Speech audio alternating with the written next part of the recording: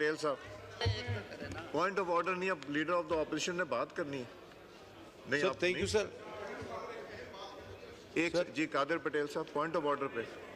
Sir ये अभी जो इशू डिस्कस हो रहा था, मैं चाह रहा था कि सर इसको थोड़ा सा ब्रीफ हम कर लें और दोनों जानिब से ये गलत फहमी ख़त्म हो जाए, और हमने मिलके ये किया।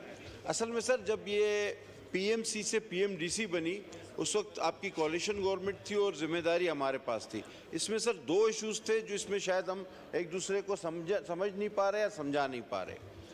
उस वक्त पाकिस्तान के जो ग्रेजुएट्स थे, मेडिकल ग्रेजुएट्स, उनको भी लाइसेंसिंग एग्ज़ाम देना पड़ता था।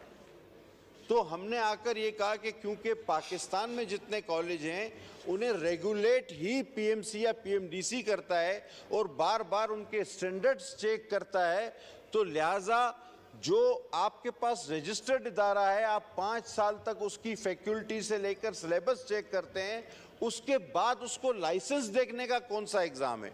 नंबर 1 सर, एमडी कैट से लेके लाइसेंसिंग एग्ज़ाम सिर्फ एक ही कंपनी के पास था, आपको भी पता है, और वो उसको ठेका पहले दिया गया था, टेंडर बाद में हुआ। बहरहाल वो हम किसी का नाम नहीं लेना चाहते। तो सर फिर हमने ये चीज़ ख़त्म की और एनएलई मुतारिफ कराया कि पाकिस्तान में जो मेडिकल ग्रेजुएट होगा उसका कोई एग्ज़ाम नहीं होगा। मेरे दोस्त आज उस तरफ बैठे हैं, आफरीदी साहब, इन्होंने तो बहुत बड़ा एक प्रोग्राम मुझे देने के लिए मदऊ किया और इस बात की जो है वो बड़ी पजीराई हुई। हाँ, नंबर 1। नंबर 2 सर, जो वस्ती एशिया के, अच्छा हमारे पास क्या हो रहा है सर, $1 करोड़ आपका बाहर जा रहा है।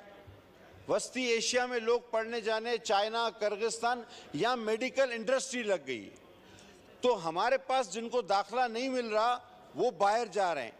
तो जब बाहर से वो आते हैं सर, मैं किसी हद तक इनकी बात को सपोर्ट करूंगा, लॉ मिनिस्टर की बहुत अच्छी बात है कि उनका एग्ज़ाम आपको लेना चाहिए कि आपने आया, उन्होंने वहाँ किस ज़ुबान में क्या पढ़ा, इससे पहले उसको इजाज़त नहीं देनी चाहिए इलाज की। लेकिन सर साथ साथ एक चीज़ है कि हमें इसकी परसेंटेज पे जो हमने पहले रखी थी, शायद उस पर किसी को एतराज़ नहीं था कि ये तकरीबन 50-55% पे और डेंटल जो है 40-45% पे होना चाहिए।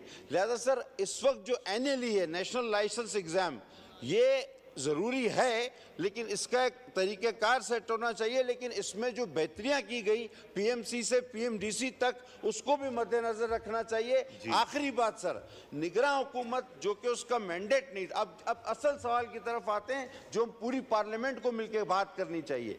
देखिए सर, आपका स्टूडेंट बाहर क्यों जा रहा? क्योंकि केयर टेकर गवर्नमेंट ने प्राइवेट कॉलेजों पर पाबंदी लगा दी। लेकिन अगर सर स्टैंडर्ड अच्छा है, फैकल्टी अच्छी है, उसके पास इमारत अच्छी है, तो हम अगर अपने प्राइवेट को, हमारे पास एक से एक प्रोफेसर मौजूद है, तो हम अगर उसको उस्ताद बनाकर अपने बच्चे नहीं पढ़ाएंगे तो हमारे बच्चे इसी तरह बाहर जाएंगे और जब वापस आएंगे तो एनएलई एग्ज़ाम में फंस जाएंगे। मेरी इल्तिजा है आपसे सर, लॉ मिनिस्टर के ज़रिए, कि मौजूदा हुकूमत की कैबिनेट उस केयर टेकर कैबिनेट के उस फैसले को यकसर मुस्तरद करे। उसका मैंडेट नहीं था कि जी प्राइवेट कॉलेज पाकिस्तान में नहीं बनेगा, ये दुनिया का अनोखा फैसला था। लिहाजा इसके सेटल किया जाए, इसके स्कोर को भी सर। और अल्हम्दुलिल्लाह ये जब पीएमसी थी, मैं इंतहाई माजरत के साथ कहूँगा कि आप खुद कहेंगे, आपके दोस्त कहेंगे कि उस जुल्म को भी इंशाल्लाह उसी मखलूत हुकूमत ने ख़त्म किया था जो अब इससे पहले गुजरी है। Thank you very much.